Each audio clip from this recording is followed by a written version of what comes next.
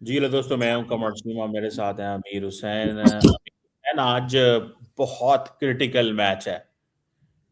India के कितने percent chance नजर आ रहे हैं आपको जीतने के, और कैसे देख रहे हैं आप सारी डेवलपमेंट को क्रिकेट की दुनिया में? आज एक तारीख लिखी जा रही है। जी मतलब देखें, कई बातें होती हैं करने वाली। देखें, जब फाइनल आ जाते हैं ना, तो आप नहीं देखते क्या टीम की कितनी स्ट्रेंथ है, क्या हो गया है। अगर कोई भी प्लेयर खेल रहा है, वो इंडिया का हो या न्यूजीलैंड का हो, उन्हें अपना 100% देना था। आज डू और डाई है। पूरा वर्ल्ड कप एक तरफ है, आज का मैच एक तरफ है। इसलिए आज का मैच है भी बड़ा सीरियस। सिर्फ अगर थोड़ी सी स्टैट्स की अगर बात करते हैं, और साथ साथ मैं आपको बताता चलूं, आज तक इंडिया ने न्यूजीलैंड को T20 वर्ल्ड कप में नहीं हराया। T20 world cup, ODI world cup की मैं बात नहीं कर रहा, T20 वर्ल्ड कप। आज तक न्यूजीलैंड को इंडिया ने नहीं हराया। पहली बात तो ये होगी। दूसरी बात चीज मतलब, तारीख में आज तक इंडिया ने कभी भी संडे वाले दिन फाइनल नहीं जीता है। जब जीता है, सैटरडे को जीता है, मंडे को जीते है। 3 फाइनल हुए थे संडे को, तीनों इंडिया हारा है। 23 नवंबर का हारा। मैं ये नहीं कह रहा इंडिया आज कभी हार देगा, लेकिन एक स्टैट से वैसे मैं आपको बताता चलूं, ठीक है, क्योंकि आजकल के क्रिकेट शायकीन में यही बात चल रही है। आज तक इंडियन टीम साहब संडे वाले दिन कभी भी फाइनल नहीं जीता है, हमेशा हारा है। ठीक है जी। 2014 का हो T20 वर्ल्ड कप का फाइनल, या फिर हो 2023 का ओडीआई वर्ल्ड कप, इंडिया ने जीता कभी। फिर चीमा साहब, कुछ अब इंडियन क्रिकेटर्स हैं, वो शायकीन हैं। वो कहते हैं ना, शायकीन तो बीच में बड़ा चलता है उनके दरमियान। तो जब चीमा साहब नॉकआउट मैच था सेमीफाइनल से पहले, उनके जो टीम के जो मैनेजर थे इंडिया के, वो ने मंदिर भी लेके गए थे। फिर इंडिया जो है, जिस दिन चांद ग्रहण लगा था, इंडिया ने 45 मिनट्स बाद प्रैक्टिस भी शुरू की। मतलब इंडियन प्लेयर्स बड़ी चीजों का ध्यान रखते हैं। मतलब कि अपना रिलीजियसली वो बड़ा ध्यान रखते हैं कि यार हमने ये काम किस दिन करना नहीं। और अब मैं शुगल की बात करता हूँ कि वो ये है कि इंडियन टीम जिस होटल में रुकी थी 2023 में फाइनल के लिए, उस होटल में इंडियन टीम नहीं रुक रही है। उनका मानना है कि यार ये हमारे लिए गलत नहीं साबित हो रही है। और क्रिकेटर्स कहते हैं कि हमारे लिए ये स्टेडियम है अहमदाबाद का, ये हमारे लिए चुनौती है। लेकिन इन चीजों को छोड़े, ये ऊपर ऊपर की बातें, ये आप अपने माइंडसेट में मानते हैं। ये तो हो गया शुगल वगैरह लोग लगा रहे हैं आगे पीछे, क्योंकि वो उस होटल में भी नहीं रुक रहे, मंदिर भी जा रहे हैं। अच्छी बात, जाना चाहिए। हमारे प्लेयर्स नमाजें पढ़ते हैं, अच्छी बात है। लेकिन चीमा साहब, अब आते हैं, थोड़ी सी बात करते हैं रियलिस्टिक, कि हो क्या रहा है, क्या नहीं हो रहा है। चीमा साहब, अगर इंडिया टॉस जीतता है, तो इंडिया अगर बॉलिंग पहले करेगा, तो इंडिया के मैच में पूरा मैच होगा, हाथ में मैच होगा। बॉलिंग, अब टॉस बड़ा डिपेंड करता है चीमा साहब। फर्ज कर ले, अगर न्यूजीलैंड टॉस जीतता है, तो न्यूजीलैंड, मेरे नजदीक न्यूजीलैंड के, अगर न्यूजीलैंड पहले बॉलिंग करता है, तो न्यूजीलैंड के जीतने के चांसेस ज्यादा है। और अगर इंडिया पहले बॉलिंग करता है, तो इंडिया के जीतने के चांसेस ज्यादा है। और साथ ही साथ चीमा साहब, फर्ज कर लें अब इंडिया की पहली बॉलिंग आ चुकी है, तो जैसे फिन एलन और टिम सैफर्ड की जोड़ी है, जितना को अच्छा स्टार्ट देते हैं अपनी टीम को, जितना अच्छा वो परफॉर्म कर रहे हैं, जितनी अच्छी वो फॉर्म में है, हमें उन्हें इंडिया वालों को पहले 4 ओवर में बुमराह को ओवर देना पड़ेगा। ये सूर्य कुमार यादव के जहन में बात होनी चाहिए। अगर आप बुमराह को पांचवा ओवर देंगे, चौथा ओवर देंगे, छठा ओवर देंगे, तो न्यू बॉल का वो अच्छी तरह इस्तेमाल नहीं कर पाएंगे। तो मेरे नजदीक तो बुमराह को, जो है जसप्रीत बुमराह को, पहला या दूसरा ओवर दे के फिन एलन या टीम सैफर्ड को आउट करवाना चाहिए। अगर आप उन्हें नहीं आउट करवाएंगे, they will create trouble. India के लिए बड़ी मुश्किल पैदा कर देंगे। अगर वो 7-8 ओवर की पार्टनरशिप लगा देते हैं, तो मैच में भी इंडिया के हाथों से निकल जाए, क्योंकि वो इतना तेज खेलते हैं। हमने देखा साउथ अफ्रीका के मैच में कि इन दोनों को वो आउट नहीं कर पाए पहले 10 ओवरों में, तो मैच हाथ से निकल गया। टारगेट भी इस दिन छोटा था। तो इंडिया को चीमा साहब, पहली बात तो ये है कि अहमदाबाद के स्टेडियम में न्यूजीलैंड को 200 के नीचे रोकना पड़ेगा, और फिन एलन और टिम सैफर्ड की जोड़ी को तोड़ना पड़ेगा स्टार्ट में, और बुमराह के हाथ में बॉल थमाई जाए कि आओ आउट कर लो। और चीमा साहब, एक और मजे की बात है, वो ये है कि आप कभी भी न्यूजीलैंड की बॉलिंग को अंडर एस्टिमेट नहीं कर सकते हैं। उनके पास लोगी फर्ग्यूसन, मिशेल सैंटनर, और जो है, उनके पास इस तरह के बॉलर हैं जो गेम चेंजर है। मैट हेनरी उनका फास्ट बॉलर, मतलब पहले ओवर में विकेट निकालता है मैट हेनरी। तो आपको ये समझना पड़ेगा, जिमी निशम भी बीच बीच में ओवर करते हैं। तो बात ये है कि उनके पास भी एक प्रॉपर अच्छी बॉलिंग है। ठीक है जी। और न्यूजीलैंड की बॉलिंग भी स्ट्रांग है, इंडिया की भी बॉलिंग स्ट्रांग है। और फिलहाल तो इन दोनों की इक्वली ही स्ट्रांग है। जहां चीमा साहब, अगर आपको कमजोर दिखाई देता ना इंडिया, वो ये है कि अभिषेक का बल्ला नहीं चल रहा है। क्योंकि बात इस टाइम कि अभिषेक अगर खेलेगा, इंडिया जीतेगा। क्योंकि संजू सैमसन हर रोज, तो संजू सैमसन की इनिंग्स में भी आपके पास ना आ सके। संजू सैमसन ने 2 मैच पिछले जितवा दिए हैं। मे बी आज वो चल भी जाए, वो सेंचुरी मार दे न्यूजीलैंड के खिलाफ भी। लेकिन बात यह है कि अभिषेक शर्मा का बल्ला चलना बहुत जरूरी है, ईशान किशन का अच्छा खेलना जरूरी है, क्योंकि सूर्या कुमार यादव स्कोर नहीं कर रहे हैं।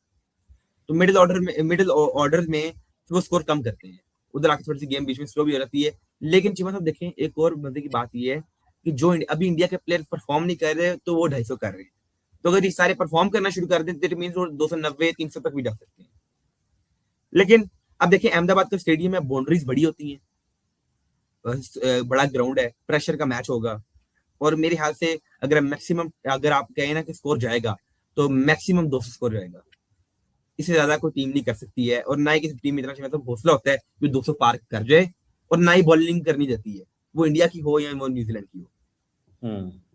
और आप ये नहीं कह सकते कि भाईजान इंडिया के बल्लेबाज बहुत अच्छे हैं, लेकिन आप न्यूजीलैंड की बॉलिंग को अंडर एस्टिमेट ना करिए।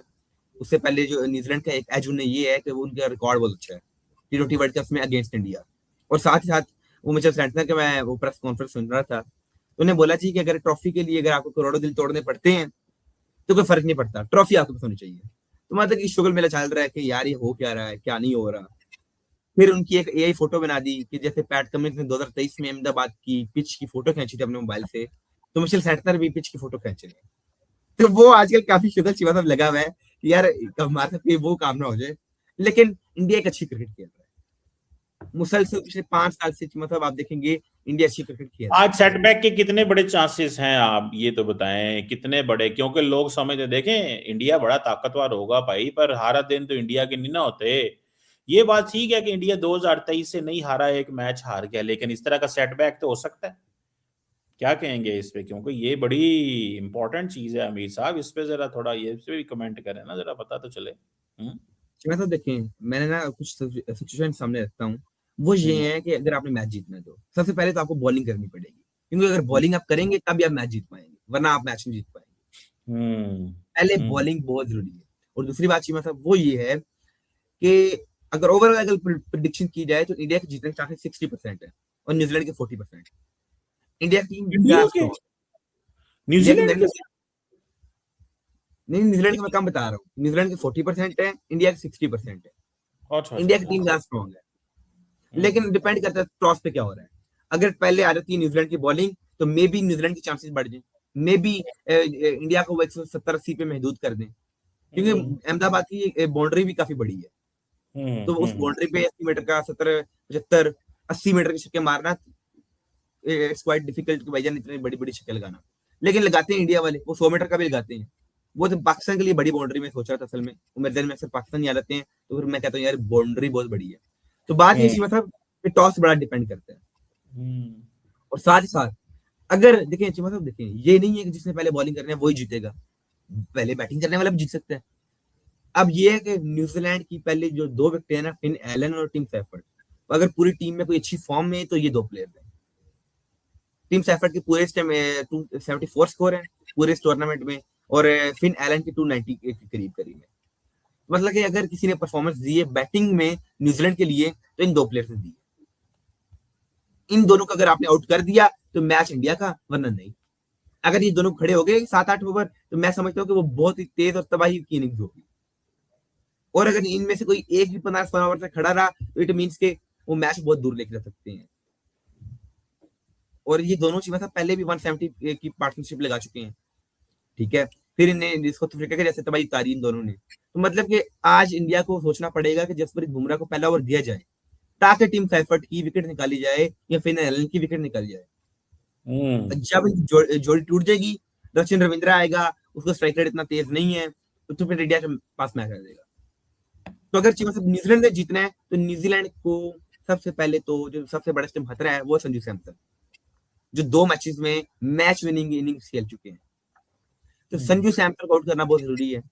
और मेरे नजदीक इस टाइम अभिषेक शर्मा एक बड़ा थ्रेट नहीं है न्यूजीलैंड के लिए, क्योंकि अभिषेक शर्मा का जिस तरह का कॉन्फिडेंस लेवल है उस हिसाब से मैंने समझता कि अभिषेक आज के मैच में भी वो कारकर्दगी दिखाएंगे। लेट्स सी के क्या अभिषेक का बल्ला चलता है आज, क्या पूरे टूर्नामेंट के बाद अभिषेक खेल पाएंगे अच्छी इनिंग्स, अब डिपेंड करता है। अभी तक मेरे ख्याल से अभिषेक के 100 एंड कुछ समथिंग रन है पूरे टूर्नामेंट में।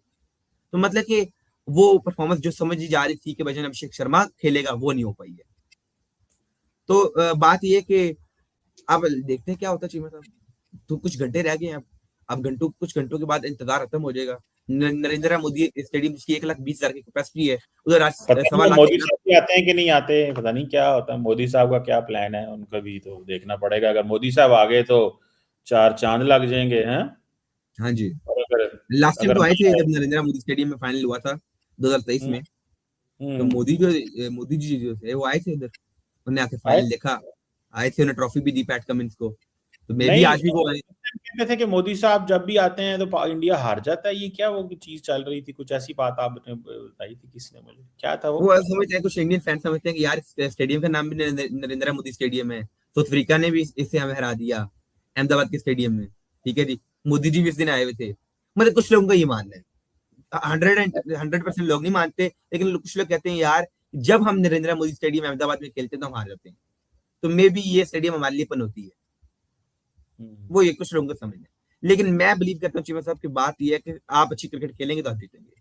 ये नहीं है कि स्टेडियम में आपका बल्ला नहीं चल रहा, तो स्टेडियम में आपका बल्ला नहीं चल रहा। लेकिन इंडियन टीम चीज चीमा साहब कुछ चीजें मानी जाती हैं, पूरा उनका स्ट्रॉन्ग बिलीफ है कुछ चीजों पे, कि भाईजान जिस हम होटल में रुके थे 2023 में, हम उस होटल में नहीं रुकेंगे, हम किसी और मुतबादिल होटल में रुकेंगे। मतलब कि कुछ इन कुछ चीजों को मानते हैं। चांद ग्रहण लगा तो उन्होंने कहा कि हम 45 मिनट्स बाद प्रैक्टिस शुरू करेंगे, इसके सराहत पढ़ते हैं, तो पढ़ते भी हैं, पढ़ते होंगे कहीं ना कहीं लिखा हुआ है तो वो मानते हैं। तो बात ये है हम्म। कि बात है, आपने अच्छी क्रिकेट खेलना है आप जीतेंगे। न्यूजीलैंड अच्छी हम्म। क्रिकेट खेलेगा तो वो जीतेगा। अगर आप ये मानेंगे, देखिए सबसे पहले तो प्लेयर्स के अंदर एक चीज नहीं होनी चाहिए कि स्टेडियम हमारे लिए होती है। उनके लिए हम्म। वही स्टेडियम है जो मुंबई का है, तो खांडे स्टेडियम वही होना चाहिए। उनके लिए वही स्टेडियम होना चाहिए जो कोलंबो का है। तो बात यह है कि प्लेयर्स के जहन में आपको ये चीज नहीं आने देनी चाहिए। अगर प्लेयर्स हम्म। इन चीजों को मानना शुरू कर दे तो फिर आप मैच पहले ही आ चुके हैं। हम्म। अक्सर जहाँ सब हम देखते हैं कि पाकिस्तान में क्या है, हमारा साइकोलॉजिकली मसला है। और चले वो तो हम पहले ही हार गए होते हैं मैच अक्सर। लेकिन हमारा इधर चीमा साहब आम लोगों में ना बहुत चीज है, आम है, कि जब मैच से पहले बारिश हो जाए इट मीन पाकिस्तान मैच हारेगा। और लिटरली हम्म। इस दिन पाकिस्तान मैच हारता है। मैंने देखा 2024 का मैच में देख रहा था, तो मेरे साथ एक बुजुर्ग बैठे हुए थे, उन्हें मैंने पूछा कि पाकिस्तान तो मैच जीत रहा है, 120 पे 120 करना है। उन्होंने कहा पुत्र बारिश हो गई है, इन्हें जा रहा है। मैं यार 120 नहीं बंद है, वो बाद में मैच भी हार गया हम लोग। तो मतलब कि पाकिस्तान में भी लोग मानते हैं इन चीजों को कि यार ये है ना, जिस दिन बारिश हो रही है उस दिन पाकिस्तान ने हारना होता है। तो बात ये है मतलब सीधी सीधी। लेकिन प्लेयर्स को इन चीजों से बालातर होना चाहिए, इन चीजों को जहन में नहीं लाना चाहिए। और ना ही उनके जहन में चीज आनी चाहिए कि यार हमारी होती है, ये नहीं है। अच्छी क्रिकेट खेलो आप जीत जाओगे। तो उनका लोगों को ये भी समझना है कि यार साउथ अफ्रीका के खिलाफ हमने मैच खेला स्टेडियम में, हम हार गए। 23 का फाइनल खेला हम हार गए। तो अब उनको आज डर पड़ा हुआ है कि आज दोबारा वही स्टेडियम है, वही दिन है, वही संडे है, तो मतलब कि कहीं हम हार ना जाए। लेकिन जी मतलब मेरे नजदीक इंडिया आज का मैच जीतने जा रहा है, इंडिया के चांसेस ज्यादा है। मैंने बताया भी 60% इंडिया के हैं, 40% न्यूजीलैंड के हैं। Let's see what's going to happen. चंद घंटों का इंतजार है, अब देखते हैं क्या होने जा रहा है। चलिए, अगर मोदी साहब आगे तो हो सकता है हार जाएं, तो मोदी साहब को चाहिए कि ना ही आए। मैं तो कहता हूँ अपनी टीम को जो है ना बाद में मिल लिया जाए। ये ना हो कि बेचारी टीम अंडर प्रेशर आ जाती है, क्योंकि देखें कई दफ़ा होता तो है ही है ना। लेकिन फिर सियासतदानों ने क्रिकेट को इस्तेमाल भी करना होता है, जैसे हमारे पाकिस्तान में सियासतदान क्रिकेट को इस्तेमाल करते हैं कि जनाब ये होगा, हमारी पॉपुलैरिटी बढ़ेगी। वो समझते हैं कि जो क्रिकेट की टीम जीती है ना, ये बेसिकली हमारी वजह से, हमारे आशीर्वाद इनको मिला है, ये हमारी करामात हैं, ये हमारा जो है वो हमने बहुत जादू किया है इस टीम के ऊपर। और मुझे तो ये ऐसे लगता है इनको शायद समझ नहीं है। तो बहरहाल ये भी एक सवाल है इस वक्त, किस तरह का जो सिचुएशन है वो डेवलप होता है या बिल्ड होती है, ये वक्त ही बताएगा। Only time will tell. लेकिन मैच बड़ा सख्त होने जा रहा है, ये तो मुझे पता है। मैच ऐसा नहीं है कि वो वैसे जिसे मैं कहेंगे। आपको ना हल्की सी एक और शुगल सुना देता हूँ। वो हम्म। अक्सर बात करते हैं जब प्लेयर्स मैच के पहले ना एक प्रेस कॉन्फ्रेंस करते हैं। तो हम्म। पैट कमिंस ने बोला कि हम पूरे ग्राउंड को साइलेंट करवाएंगे, और मुझे ग्राउंड में खामोशी बहुत पसंद है। जब किसी के आप घर खेल रहे हो तो ग्राउंड खामोश हो जाए। तो पैट कमिंस को इंडिया में मिस्टर साइलेंसर भी कहा जाता है, और पाकिस्तान हम्म। में भी बड़ा मशहूर है कि वो मिस्टर साइलेंसर है। तो उसने पूरे 1,20,000 के स्टेडियम को चुप करवा दिया। शिवा साहब हम्म। अगर आप देखेंगे ना, इंडिया कल मैच जीत गया था, तो दो पे मेरे हाथ से 19 रहता था, तो जोफ्रा आर्चर ने छक्का लगाया, तो बजाय कि वो चीयर करते यार अच्छा छक्का लगाया, उन्हें वो खामोश हो जाता था स्टेडियम। जब छक्का लगेगा ना, आपको बिल्कुल सनसनाहट दिखाई देगी।